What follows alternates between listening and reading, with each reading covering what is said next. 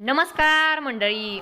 Star प्रवाहावरील लग्नानंतर होईलच प्रेम या मालिकेच्या पुढील येणाऱ्या भागामध्ये आपल्याला असं बघायला मिळणार आहे की सगळेजण आनंदात असतात. तेव्हा विक्रम म्हणतो की 16 डिसेंबरला प्रोजेक्टवर जीवा आणि काव्याचे फोटो आले कसे हे अजूनही सत्य उघडकीस आलेलं नाहीये. तर त्या क्षणी सगळेच भूतकाळामध्ये गुंतून जातात. तर एंट्री होते मानिनीची. ती म्हणते की मी सांगते असं म्हणत ती बॅग आता सर्वांसमोर फेकते. तर जीवा काव्याचे त्यात फोटो असतात आणि गिफ्ट देखील असतात. तिला रम्याच्या रूममध्ये ती बॅग सापडलेली असते. मानिनी स्पष्टपणेच म्हणते की 16 डिसेंबरला जे काही घडलं त्यात रम्या आणि वसुंधरा आत्याचा हात होता. आता ती तिच्या मुलांना सांगू लागते की आता तुम्हीच बघा यांचं काय करायचं ते. आता रम्याने अगोदरच सर्वांचं मन जिंकलेलं असतं आणि विश्वासही कमावलेला असतो.